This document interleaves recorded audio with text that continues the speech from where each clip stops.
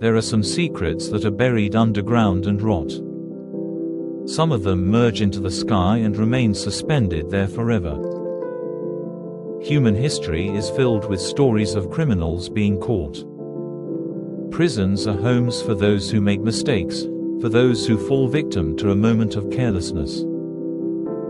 But is there really such a thing as a perfect crime? Or is perfection just an equation that hasn't yet been solved, an incomplete puzzle? On that cold February morning in 1980, on the banks of the Columbia River in Washington state, an 8-year-old boy didn't just find rotten papers while digging in the sand. He's the one who's been keeping the FBI, the largest law enforcement agency in the United States, awake for a decade. He found the only trace left by a ghost who single-handedly changed the history of modern aviation. How did this money get there? Had they been carried there by a river current, or had they fallen from the sky? I am ONYX ABLE. Today, we will not just tell the story of a theft. Today, a man can slip through the system. We will anatomy his leap into nothingness, never to return again. Fasten your seat belts. The date is November 24, 1971. America has been through the trauma of the Vietnam War, the economic recession, and feels the social unrest in his bones. People are tired, the system is cracking. On Thanksgiving Eve, a flood of people flows through Portland International Airport. And in this flood, as faint as the gray sky, walks a man who is impossible to notice.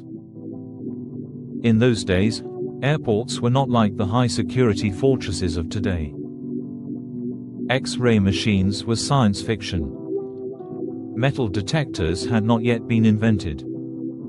Boarding a plane was no different than entering a movie theater. Dan Cooper was the last representative of this vulnerability, this age of innocence.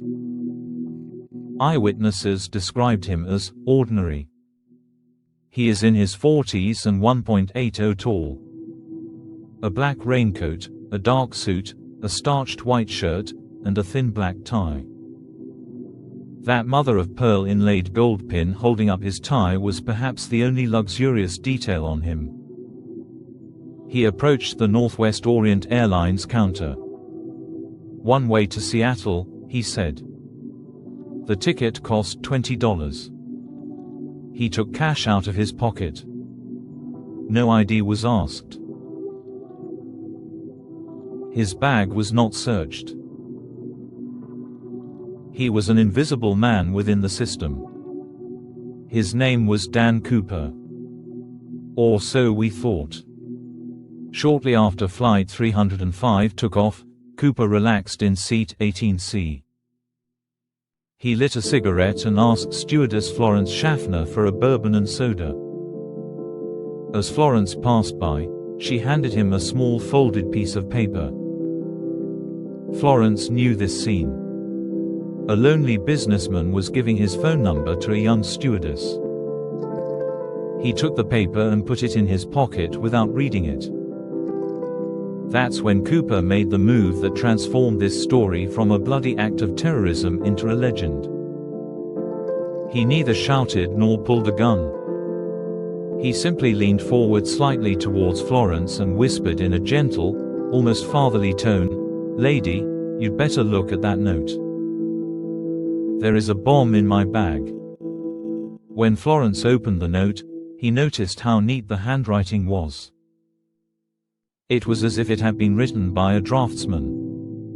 When Cooper opened his bag, Florence saw the red cylinders, the wires, and the big battery. This was not a joke. Cooper outlined his demands: $200,000. Unmarked. And 4 parachutes. 2 main, 2 backup. Why 4 parachutes? This was the mind-numbing strategy the FBI couldn't figure out that night. If he had just wanted a parachute, they might have given him a broken piece of equipment. But his request for 4 parachutes included the threat of, "Perhaps I will take one of the hostages with me." This clever move tied the FBI's hands. Cooper was playing by his own rules. When the plane landed in Seattle, night had fallen and a storm had begun. The runway was illuminated by spotlights, but Cooper's plane was in darkness. Cooper ordered all window curtains closed. There were no targets for the snipers outside. "It's just a metal tube with closed curtains, no interior visible." The moment of the exchange was the peak of a war of nerves. An airport official brought the money and parachutes. In return, Cooper kept his word and allowed the passengers to disembark. And the incredible thing was this: most of the passengers who got off the plane didn't know they had been kidnapped. They were told there was a technical fault. They would only learn that they were teetering on the brink of death when they got home and turned on the evening news. But the nightmare was not over for the crew.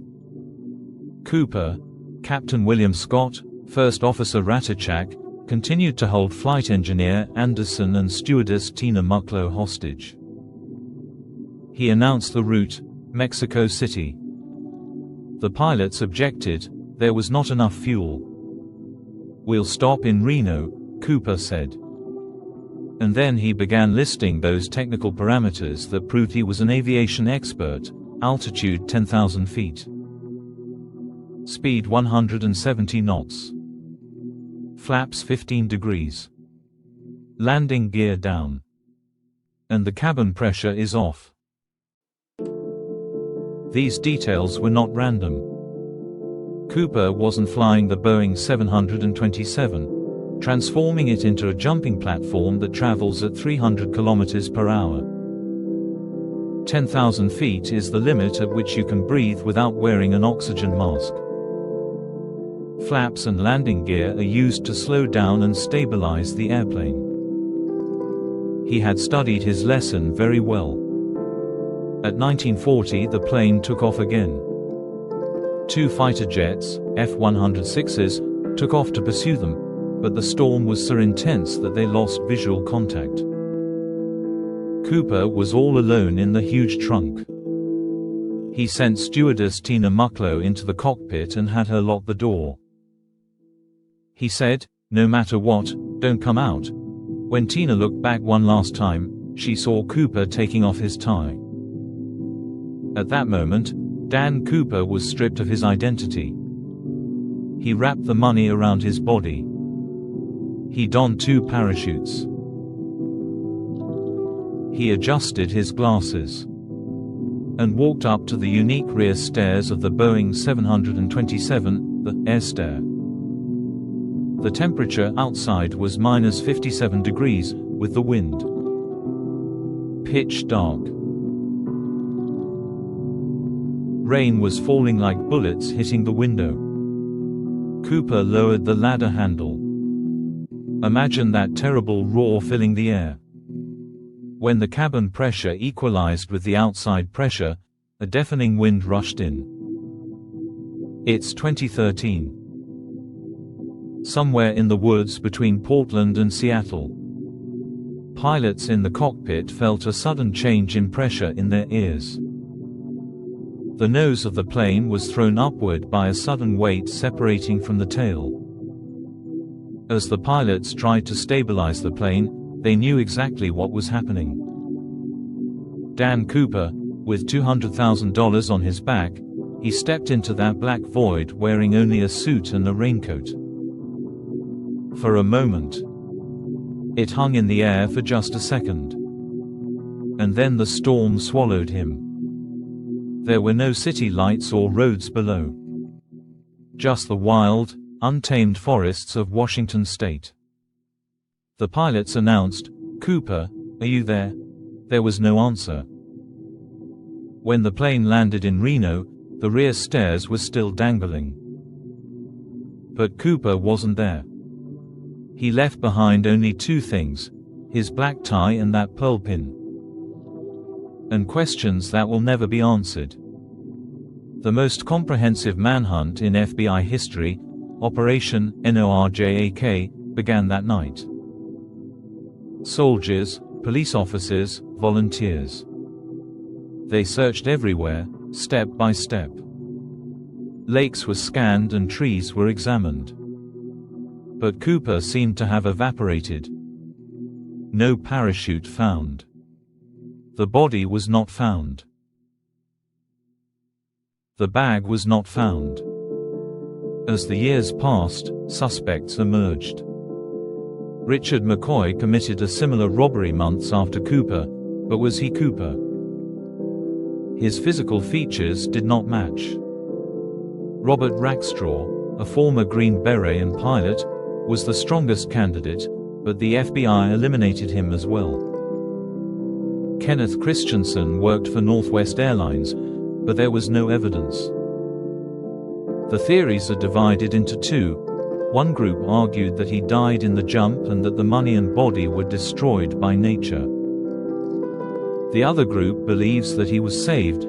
He believed that he had buried the money somewhere and continued his life with a new identity. Those coins found in 1980. It was only $5,800. What happened to the remaining $194,000? It was never spent. Serial numbers never showed up in any bank or casino. Was this Cooper's greatest triumph or his grave? D.B. Cooper wasn't just a criminal. He was the last, free, outlaw before technology completely surveilled us. He became a symbol that exposed the system's vulnerabilities and proved that it was possible to disappear without a trace. Maybe he died that night in that forest. Their bones grew moss, their money rotted. But maybe. Perhaps right now, somewhere in the world, there is an old man with the marks of years on his face. He is looking at a rainy window and smiling, with his last $20 bill from that night in his pocket. Whatever the truth, Dan Cooper did it. He ascended to the sky as a stranger, but did not descend to earth as a legend. It's still there, somewhere in the clouds. I am ONYX ABLE. Keep digging deep, questioning, and pursuing the truth. See you in the next file.